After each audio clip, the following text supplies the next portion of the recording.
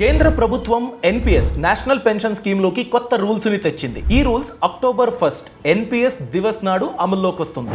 ఈ rules benefit ఏంటంటే ఇంతవరకు మీరు ఎన్పిఎస్ ఇన్వెస్ట్మెంట్ పెట్టినట్లయితే స్టాక్ రిలేటెడ్ అంటే ఈక్విటీ ఇన్వెస్ట్మెంట్స్ మీద 75% ఆఫ్ యువర్ ఇన్వెస్ట్మెంట్ మాత్రమే ఎక్స్పోజర్ ఉండేది. బట్ అక్టోబర్ 1 2025 నుండి 100% ఆఫ్ యువర్ ఇన్వెస్ట్మెంట్ కూడా ఈక్విటీ ఎక్స్పోజర్ మీరు ఎంచుకోవచ్చు.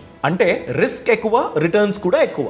దీనికంటే ముందు ఈక్విటీ అలొకేషన్ ఎలా ఉండేది? ఈ టేబుల్ చూడండి. యాక్టివ్ చాయిస్ ఎంచుకున్నట్లయితే 50 ఇయర్స్ వరకు 75% ఈక్విటీ అలొకేషన్ చేయడానికి అవకాశం ఉండేది. ఆ ఏజ్ పెరిగే కొద్దీ ఈక్విటీ అలొకేషన్ అనేది తగ్గుతూ వెళ్ళేది. ఫర్ ఎగ్జాంపుల్ 55 ఇయర్స్ అని చూసుకున్నట్లయితే 62.5% ఈక్విటీ అలొకేషన్ ఉండేది. మీ ఏజ్ 60 దాటిందనుకోండి, మాక్సిమం ఈక్విటీ అలొకేషన్ 50% మాత్రమే ఉండేది. అదే మీరు ఆటో ఆప్షన్ ఎంచుకుని అగ్రెసివ్ చూస్ చేసుకున్నట్లయితే అప్ టు 35 ఇయర్స్ 75% వరకు ఈక్విటీ ఎక్స్పోజర్ ఉండేది.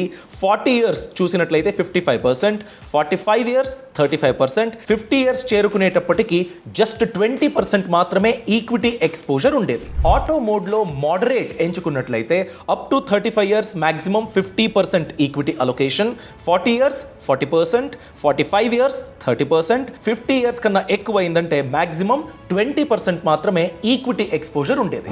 ఆటో చాయిస్ లో కన్జర్వేటివ్ ఆప్షన్ ఎంచుకున్నట్లయితే అప్ టు 35 ఇయర్స్ 25% మాత్రమే equity exposure, 40 years 20%, 45 years 15%, 50 years just 10% మాత్రమే స్టాక్ మార్కెట్ ఎక్స్పోజర్ ఉండేది.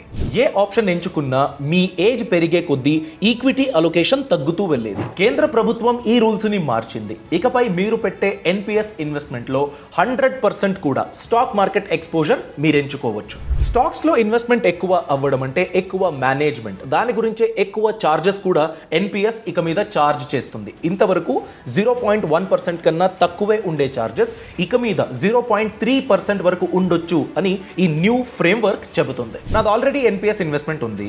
న్యూ ఫ్రేమ్వర్క్ కూడా నచ్చింది. సో కొంత శాతం ఓల్డ్ స్కీమ్లో, కొంత శాతం 100% ఈక్విటీలో పెట్టడానికి అవకాశం ఉందా? దాని గురించి తెలుసుకోవాలంటే కామెంట్ సెక్షన్లో తెలియచేయండి. డీటెయిల్డ్ వీడియో చేస్తాను. Boss Wala. Be the boss.